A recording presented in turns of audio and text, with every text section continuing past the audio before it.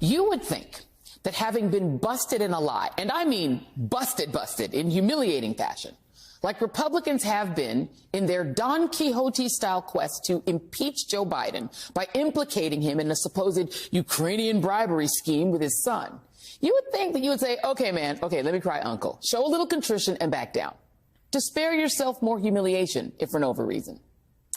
But not these MAGA Republicans. Nope. They'd rather blame everybody else. We never knew who the informant was. All we knew was what Christopher Wray said. Now we see that the FBI arrested him for lying. It doesn't make sense. It's not the same treatment that we saw when the FBI figured out that the Steele dossier. Who knows? Maybe this guy lied to the FBI. Maybe they're right. But I just see a pattern that seems to be developing here over the last 3 presidential elections. Maybe. You know, it is absolutely wild to listen to these grown men refuse to acknowledge their obvious failure. But with this Republican Party, telling the truth is asking too much. What you get instead is peak gaslighting. These folks are angry that the FBI even talked to informant Alexander Smirnov. They blame the Department of Justice for arresting him for lying about the dates when he supposedly had contact with Joe and Hunter Biden, because those dates are the whole case. And they're doubling down because the lie just rings true in their heads and on Fox TV. Oh, and they blame the Democrats because this is Russia collusion 2.0, and they still can't accept that Russia collusion 1.0 actually happened. Frankly, when you model your entire political party on a narcissist who lies all the time and takes zero responsibility, it's not that shocking. Except facts are facts. Republicans did, in fact, rely on this supposedly credible informant up until 2 days ago, 8 days after Smirnov was arrested for lying. Smirnov's claims were very much central to all of their talking points, which they repeated over and over again on Fox and Newsmax. And the worst part? They rushed out to promote this 1023 affidavit, even though the FBI warned Iowa Senator Chuck Grassley and House Oversight Chairman James Comer that it should not be treated as fact. On May 22nd of last year, when the FBI agreed to show them Smirnov's claims, according to an FBI memo about that meeting, the deputy assistant director made it abundantly clear that Smirnov's testimony remained, quote, raw, unverified reporting from confidential human sources, and that recording this information does not validate it, establish its credibility, or weigh it against other information. The deputy assistant director makes a point of noting that Grassley and Comer were cautioned that raw, unverified source reporting may lack that important context. What does that mean? It means that these men knew that this material was not verified, and they chose to amplify it anyway. Don't believe me? Just listen to outgoing Republican Congressman Ken Buck. We were warned at the time that we received the document outlining this witness's testimony. We were warned that the credibility of this statement was not known. And yet people, my colleagues, went out and talked to the public about how this was credible and how it was damning and how it proved President Biden's, at the time, Vice President Biden's complicity in receiving bribes. It appears to absolutely be false and to really undercut the nature of the charges. Late this afternoon, a California judge who was asked by the Department of Justice to revisit a Nevada judge's decision to release Smirnov granted a warrant for his rearrest. Smirnov was taken into custody while he was meeting with his lawyers in Las Vegas. Joining me now is Congressman Jamie Raskin of Maryland, a member of the House Judiciary and Oversight Committees. And Congressman, I mean, the way it normally works is that you get information, you verify it, and then you publicize it and act on it. They did the opposite. But I first want to get you to react to the fact that this man, Mr. Smirnov, has been rearrested. Well, look, there's obviously a lot there in terms of his connection with foreign intelligence. He said he had less than $15,000. He had $6 million to his name. And so the special counsel in the case, David Weiss, obviously had some serious reasons for saying that an ankle bracelet was not enough. And he convinced the court. But I'm just learning that from you right now. But I'm glad that he's not going to be able to abscond and disappear because he's obviously now a crucial witness in terms of us figuring out how exactly they executed this plot of disinformation and propaganda against President Biden. You know, the thing that is even more disturbing than the fact that this man made up an entire story upon which an impeachment inquiry was launched is that it does seem to me that senior Republicans knew that this was not credible information. You yourself, sir, were allowed on June 5th of last year to view, along with Mr. Grassley, Chuck Grassley, a version of this document that's called the 1023. There had been a lot of fighting with Christopher Wray, the head of the FBI, over whether this could be seen at all, because he was sort of warning that this isn't really final information, but Republicans demanded that it be shown. There was some question in their mind about whether you should get to see it, because I'm sure they knew you would actually ask some questions. In your mind, do you believe that James Comer and Chuck Grassley knew that this information was false as they were peddling it on Fox and on other right-wing news outlets? Well, I can't say that they knew.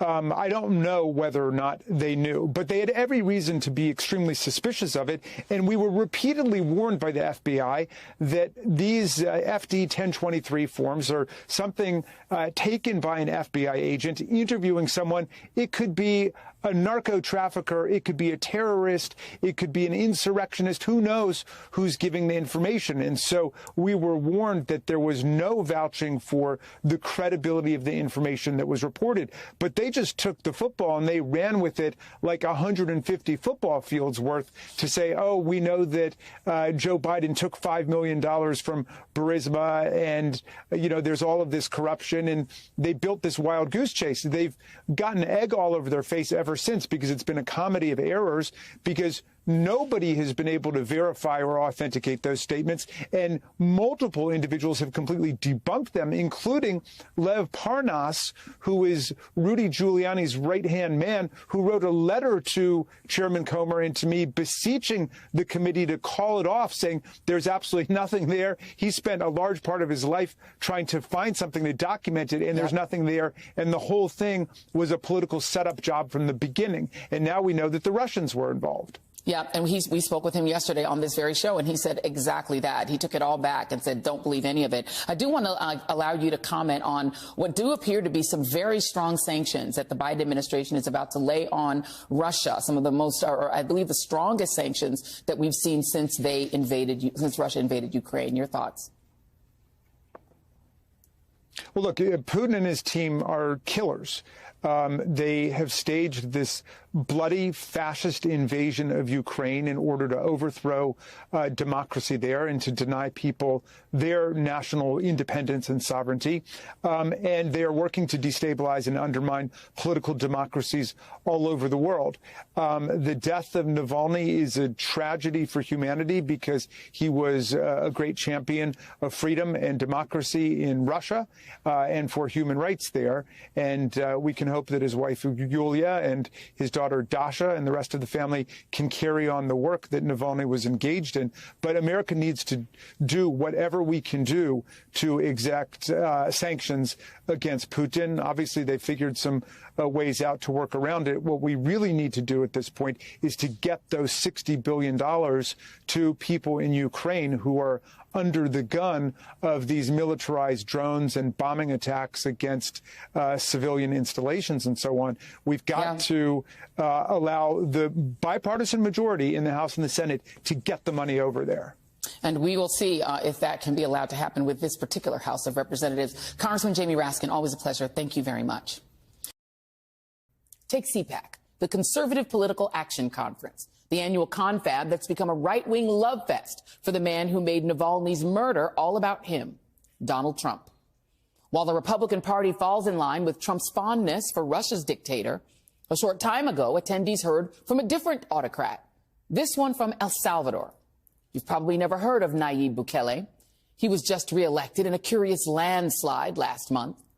He's also branded himself as the world's coolest dictator and a philosopher king. The cool part is debatable. The dictator part is real. Bukele is an elder millennial, a bro populist who loves Bitcoin and tweeting. But he has suppressed rights in his country under a state of emergency. He's cracked down on judicial independence. His war on gangs has jailed thousands of innocent people. He's bent on destroying democracy in El Salvador.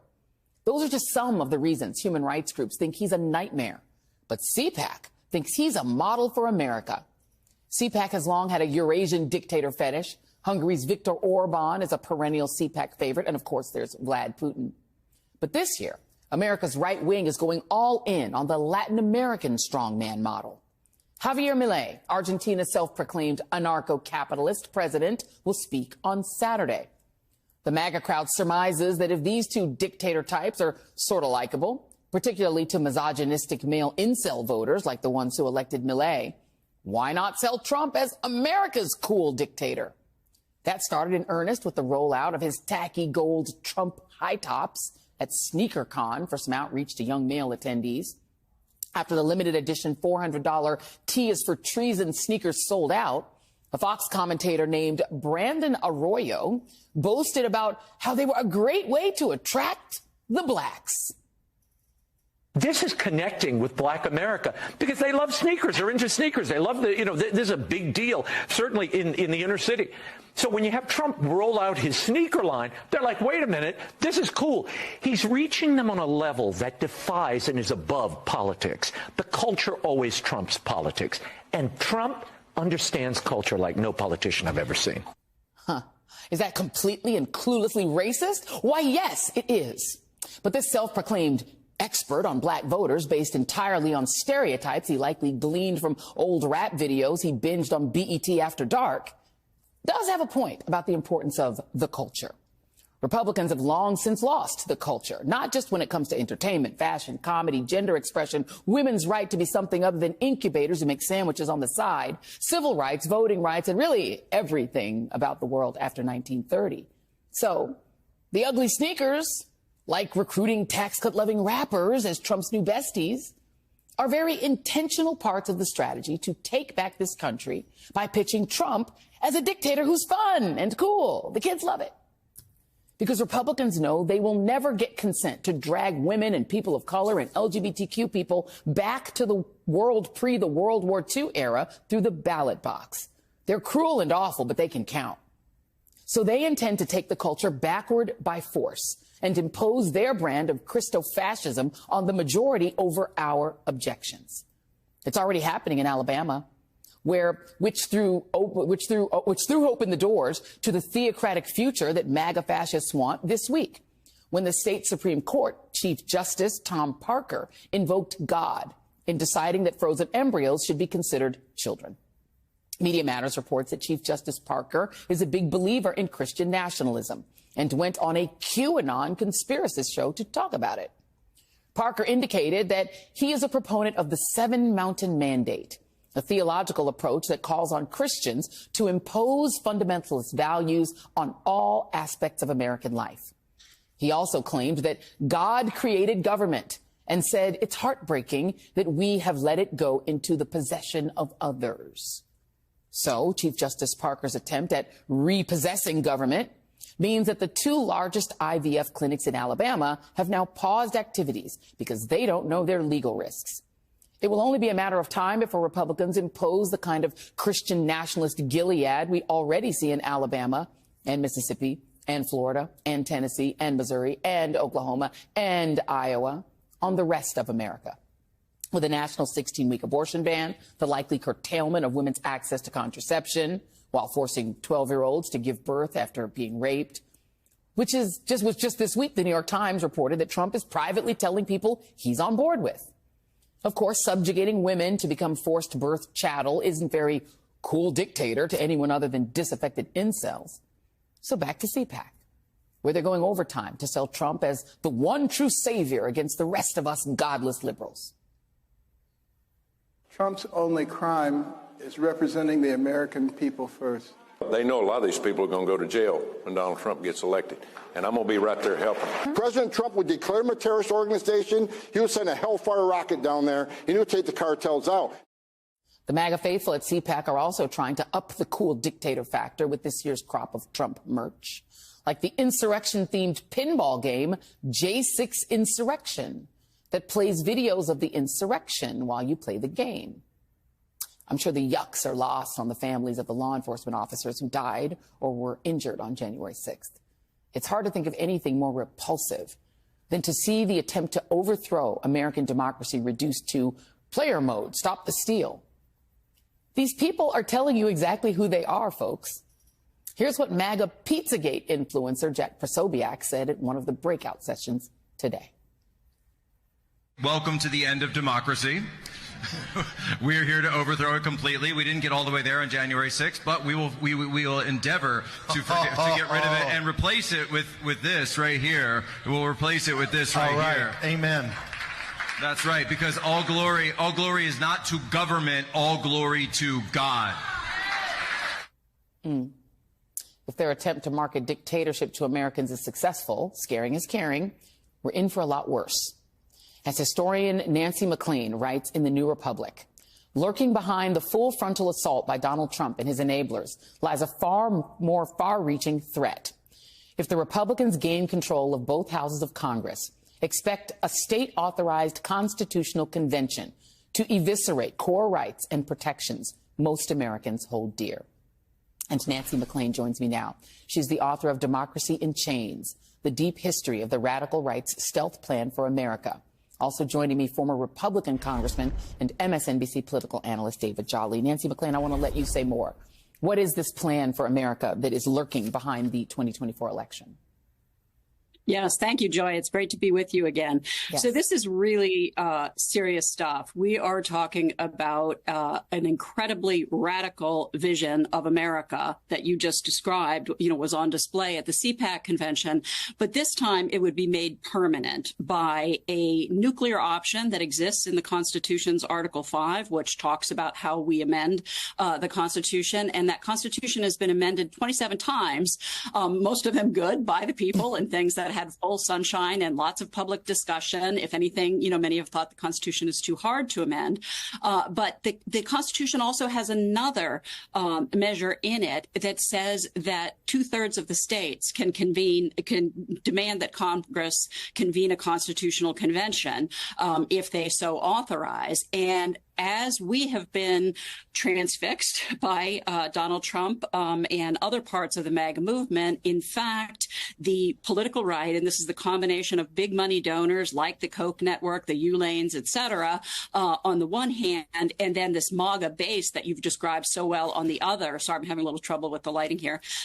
They have come together to push for this constitutional convention. They've been pushing it out to the states since 2013 through the American Legislative Exchange Council. They now claim, they now have 28 of the 34 authorizations needed. What's really frightening, though, over the last year or two is that they have realized that they will never get to 34 honestly. So they have come up with a new math that they call aggregation. They're going to take any authorization for a constitutional convention left on the books in America and use that in order to insist that a new Congress call this convention. And what is it that they want to do with it? What do they want to change about the Constitution?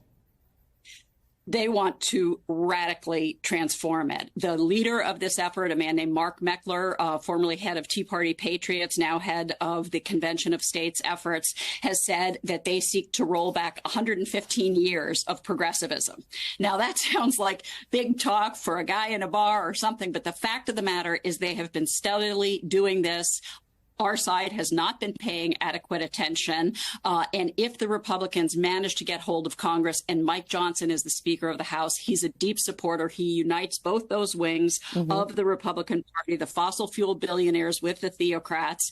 And he will, I believe, and so does Common Cause and others who study this, convene such a convention. So this is something that would take away, has the potential in the various amendments they've proposed to undermine the fiscal basis of Social Security and Medicare, to undermine long established civil rights protections, to take away our capacity to protect the environment. So it could not be more serious. And it's something that needs much more attention from all of us.